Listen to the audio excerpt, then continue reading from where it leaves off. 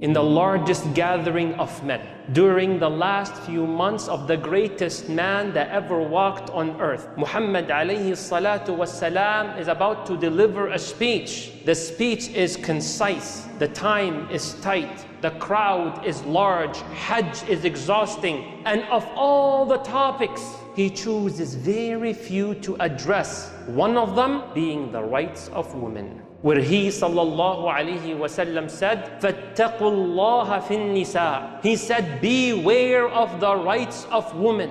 اتَّقُوا اللَّهَ فِي النِّسَاءِ. Be scared to your core from Allah's punishment had you oppressed any one of them. Whether that woman is a daughter, is a sister, is a wife, or a mother. All categories, beware. Islam honored every one of them. Listen to this. When it comes to a daughter, Rasulullah sallallahu alayhi wasallam said, Man yali, whoever was blessed, given, decreed to have girls, and he took care of them, فَأَحْسَنَ إِلَيْهِنْ كُنَّ لَهُ سِتْرًا مِنَ النَّارِ. These girls you took care of, you sheltered, because of them, Allah will shelter you from hell. Allahu Akbar. As little girls. When back in the day, they would bury them alive.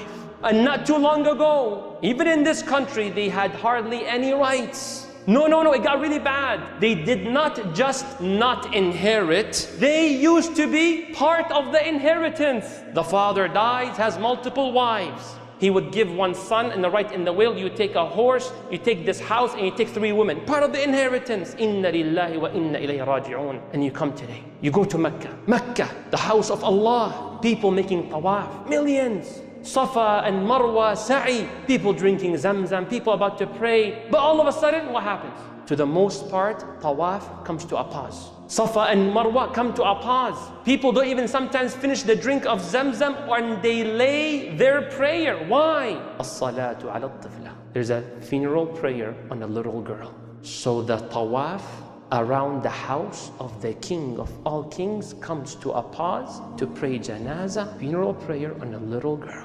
Hada Islam. And don't you try your best, don't ever be shaken when someone criticizes Islam and how they treat women. The more educated you are, the more confident and stronger you may be. Wallahi, no one honored women the way Allah honored them. No one. Don't let anyone, no book, no class on campus, no eloquent speaker, no program on TV to brainwash you and tell you Islam is backwards, outdated, and no longer practical. It abuses women, doesn't give them their rights. Wallahi kadhib. Wallahi, it's a lie. Islam is applicable to every time, to every person in any location. We speak about daughters, then you go to the sisters. Rasulullah sallallahu alayhi wa sallam says, وَأَهْلُ الْجَنَّةِ ثَلَاثٍ. There are 3 types of people that go to Jannah. One of them, وَرَجُلٌ أَمَانٍ. اسمع كلمة رجل, مش ذكر, not a male. أمان, رجل. Rahim, merciful. رَقِيقُ الْقَلْبِ, soft-hearted, towards whom لِكُلِّ ذِي قُرْبَى وَمُسْلِمٍ. To every relative, to your blood brother and your blood sister. When she calls you, she has a problem, فِي سَبِيلِ اللَّهِ, answer that call, and this is ibadah, insha'Allah. You will be guaranteed, insha'Allah, Jannah because of that assistance to your sister. وَكُلِّ Muslim, every Muslim, whether man or woman. Then you go to the wife. When you go to the wife, Rasulullah sallallahu alayhi wa sallam, what did he say? He says, خَيْرُكُمْ لِأَهْلِهِ. The best one in this gathering is the one who is best to his wife. وَأَنَا خَيْرُكُمْ لِأَهْلِي. And I am the best husband to my wife. Allahu Akbar. Why would he tell us about him? Why did he not just tell us the best of you are the best to their wives? Why did he say about himself? Because don't be fooled and think that manhood means you're tough on women. He says, I am the greatest man, the most one that fears Allah. If you want manhood, it doesn't get any better, and I am the kindest and the best to my wife. So if you want to be the greatest, follow my footsteps. وَأَنَا خَيْرُكُمْ لِأَهْلِي. Wallahi, he's not a true mu'min, a true man. He's not a true man in which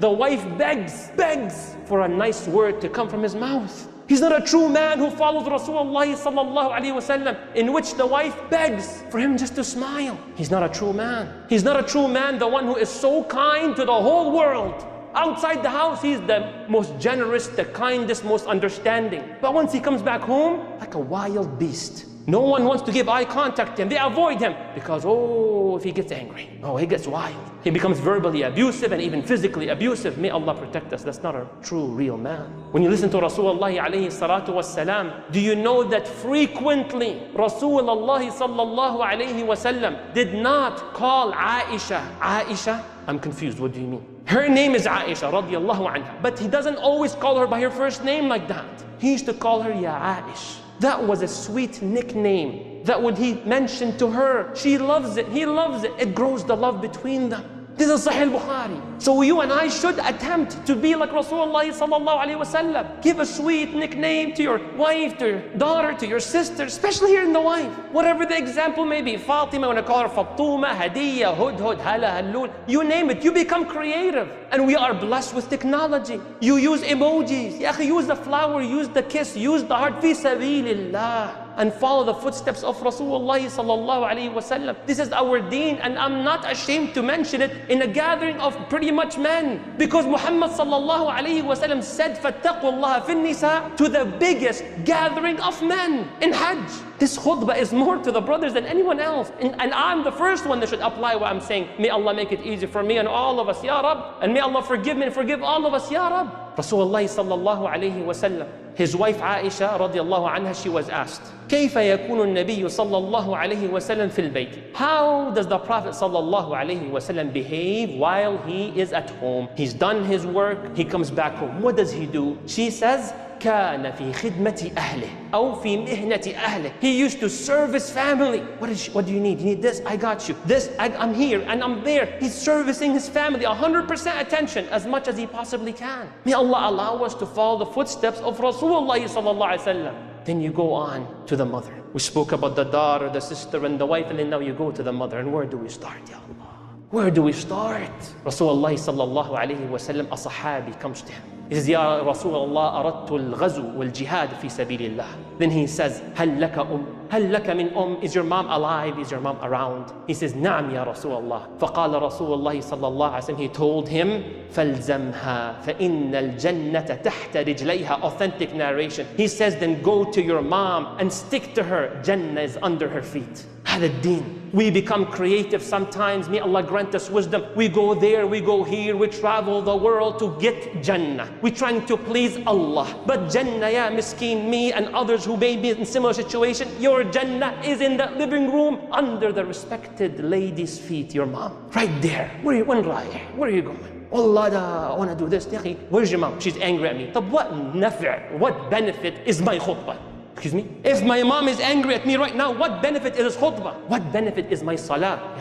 That's the big statements you're saying. You have to watch out. La. Rasulullah sallallahu alayhi wa sallam teaches us that the one who angers their mom and dad for no justification, complete wronging from your end, فَلَا يُقْبَلُ لَهُ صَرْفًا وَلَا عَدْلًا. What does that mean? Allah does not accept your obligatory or your voluntary prayers, or your fasting, or your charity, or your zakah. How can we face Allah? You want more? I want more? We'll give you one more. Do you know on Yawm al-Qiyamah, that woman who is oppressed, do you know who will be next to her?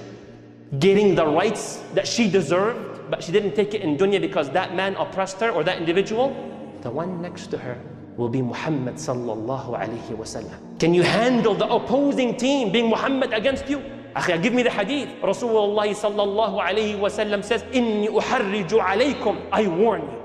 تهديد ووعيد. I warn you. تحذير. I threaten you. في حق الضعيفين. When it comes to not fulfilling the rights of the two vulnerable, اليتيم والمرأة, the orphan and the woman. How can we handle that? How can we face Rasulullah sallallahu alaihi wasallam? May Allah forgive us for our shortcomings. Ameen Rabbil Alameen. Then a man comes to Rasulullah sallallahu alaihi wasallam talking about the mother. He says, Ya Rasulullah, man ahaqqun nasi bihusni sahabati. Who deserves my best treatment? If I have one gift to give, if I have one hug to embrace, if I have 1 minute to spare with someone, who deserves the best version of me? He said, Ummuk, your mom.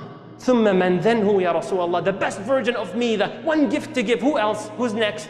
ثم أمك. Then ثم من? ثم أمك. Then your mom. ثم أبوك. Then your father. This is what Islam teaches us. May Allah forgive me and all of us, Ya Rabb al-Alameen. And remember, Allah may not hold you accountable for why people did not fulfill your rights. But Allah will hold every one of us accountable if we did not fulfill other people's rights. So I pray to Allah to allow us to repent to Him today.